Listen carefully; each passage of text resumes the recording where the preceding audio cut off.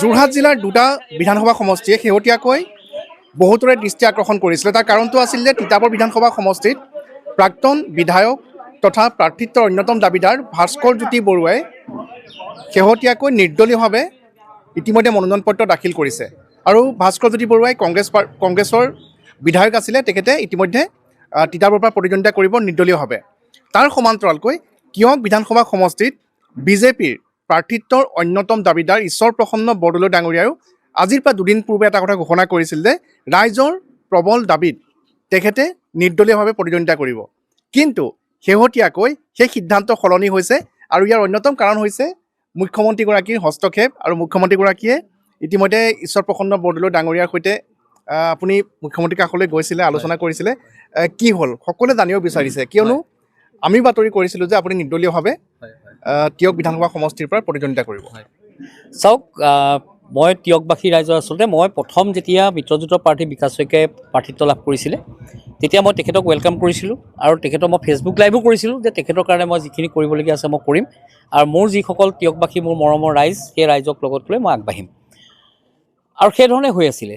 কিন্তু কথাটো হ'ল কি, ৰাইজৰ খুব প্ৰবল দাবী আছিল আৰু ৰাইজ খুব ক্ষোভিত হৈছিলে যে কৈছে যে আপোনাক আমি বিধায়ক হিচাপে বিচাৰিছিলোঁ এইবাৰ, গতিকে আপুনি বিধায়ক হ'ব লাগিব। আৰু ৰাইজে নখ জোকাৰিলে নৈ বয়, গতিকে আমি আপোনাক নিৰ্দলীয় হিচাপে প্ৰতিদ্বন্দ্বিতা কৰিম আৰু আপুনি পইচাও খৰচ কৰিব নালাগে, আমি এটকা দুটকাকৈ তুলি আপোনাক আমি এই প্ৰসংগত এটা কথা কওঁ যে তিতাবৰৰ প্ৰাক্তন বিধায়ক ভাস্কৰ জ্যোতি বৰুৱা ডাঙৰীয়াই কংগ্ৰেছী বিধায়কগৰাকীয়ে এটা কথা আমাক কৈছিল যে তেখেতে নহয়, ৰাইজৰ প্ৰবল দাবীত ৰাইজে তেখেতৰ পইচা খৰচ কৰিব আৰু ৰাইজৰ দাবীৰ বাবেহে কালি পুৱা তেখেতে সিদ্ধান্ত লৈ মনোনয়ন পত্ৰ নিৰ্দলীয়ভাৱে দিছেহি।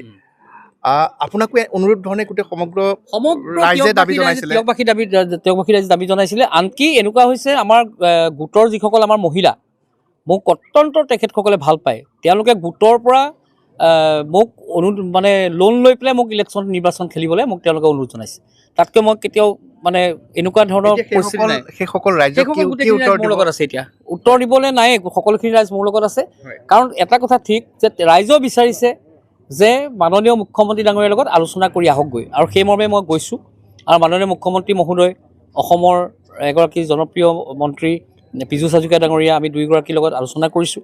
আৰু মুখ্যমন্ত্ৰী, বিশেষকৈ মুখ্যমন্ত্ৰী ডাঙৰীয়াৰ লগত আমি নিশা বৈঠকত মিলিত হৈছিলোঁ আৰু তেখেতক মই কৈছিলোঁ দাদা বন্ধুত্বমূলক হ'লেও খেলিবলৈ দিয়ক, টিয়কবাসী ৰাইজে মোক খুবেই বিচাৰিছে। তেতিয়া মোক তেখেতে কৈছে তই এটা কথা শুন, বহুতখিনি কথা আছে, টেকনিকেল কিছুমান প্ৰব্লেম আছে, যিটো কাৰণে আমি বন্ধুত্বমূলকেই হওক বা পোনপটীয়াকৈ হওক আমি দিব নোৱাৰোঁ। কাৰণ আমি ৰাজনৈতিকভাৱে এতিয়াও অপৰিপক্ক হৈ আছোঁ আৰু তেখেত হৈছে এগৰাকী বিচক্ষণ ৰাজনীতিবিদ। গতিকে তেখেতৰ কথাখিনি শুনাৰ পিছত মই ভাবিলোঁ যে হয়, কথাটো হয়, এইটো কোনোপধ্যে সম্ভৱ নহয়। আৰু তেতিয়া মই দাদাক সুধিছিলোঁ যে দাদা মই এতিয়া কি কৰিম, টিয়কবাসী ৰাইজেতো মোক বিচাৰিছে আৰু টিয়কবাসী ৰাইজৰ মাজত মই জীয়াই থাকিব লাগিব, গতিকে প্ৰথম মোৰ টিয়ক, শেষ মোৰ টিয়ক, মই কি কৰিম দাদা?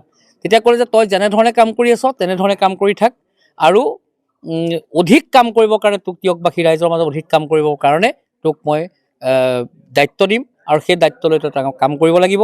আৰু টিয়কবাসী ৰাইজে এতিয়া তোৰ পৰা যেনেধৰণে সকলো সময়তে সহযোগ পাই আছে তাতকৈ তই বেছি সহযোগিতা কৰিব পাৰিবি, তেনেকুৱা এটা ব্যৱস্থা মই তোৰ কাৰণে কৰি দিম।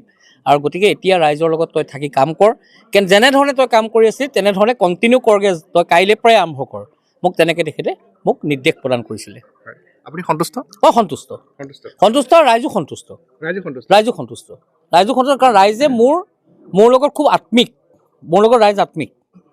ৰাইজে মানে উন্নয়ন বিচাৰে, ৰাইজে ভাল ধৰণে থাকিব বিচাৰে। ৰাইজে বিৰোধীক কেতিয়াও ৰঙা দলিচা পৰাৰ কথা চিন্তা কৰা নাই, কিন্তু মোক খেলাৰ কথা পোষকতা কৰিছিলে এইটো কাৰণে। আৰু বিধায়ক হিচাপে জয়যুক্ত কৰাও তেখেতসকলে জয়যুক্ত কৰোৱাৰ এটা সিদ্ধান্ত লৈছিলে।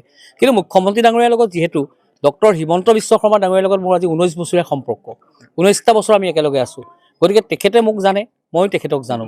গতিকে তেখেতে যিহেতু দায়িত্ব লৈছে আৰু তেখেতৰ যিখন আশীৰ্বাদৰ হাত মোৰ মূৰৰ ওপৰত দি পঠাইছে, সেই হাতখন লৈ মই এতিয়া টিয়কবাসীৰ কাৰণে কাম কৰিম। মানে এতিয়া ধৰক টিয়ক বিধানসভা সমষ্টিটো এটা অন্যতম বৃহৎ সমষ্টি হয়, প্ৰায় 1,97,000 ভোটাৰ্ছ আছে। আৰু তাতে আমি জানো যে অগপৰ এক প্ৰকাৰ দুৰ্গ বুলি ক'ব পাৰি আগতে পূৰ্বতে, হয়নে?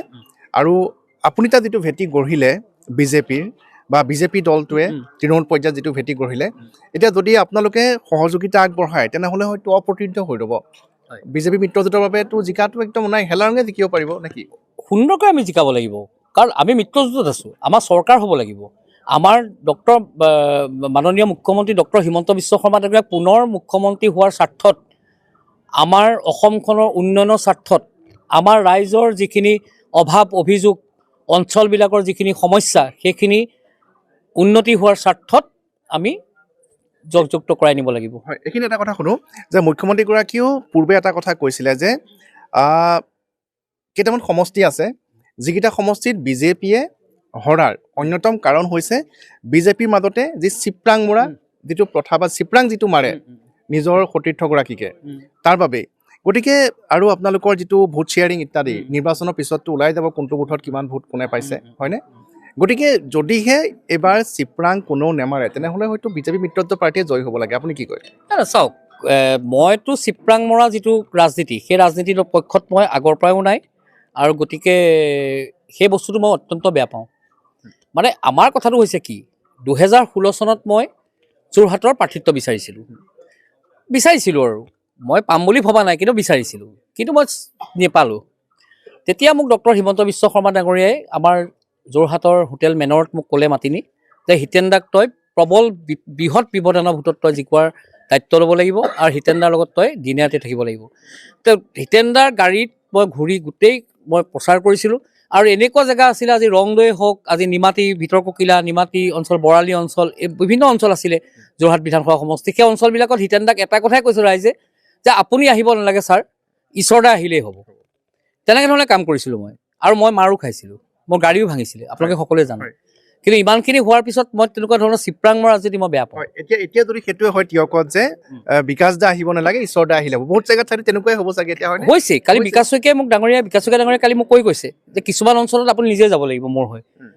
মোক হয়তো তেওঁলোকে নিবিচাৰে, আপোনাক বিচাৰিব, গতিকে আপুনি যাব লাগিব, আৰু নিশ্চয়কৈ মই যাব লাগিব।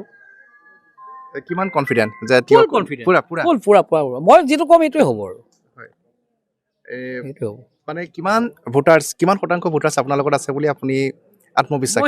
সেইটো মই মানে কি ক'ম আৰু, এই মানে আমাৰ জাজিমুখৰ দেৱই হাঁহি আছে, তালি চবে জানে মোৰ যিটো ভেটি, সেই ভেটিত আৰু মই কি ক'ম। মোৰ ইয়াত আপোনালোকে যদি এতিয়া চাই আধা ঘণ্টা এঘণ্টা বহিব লাগিব।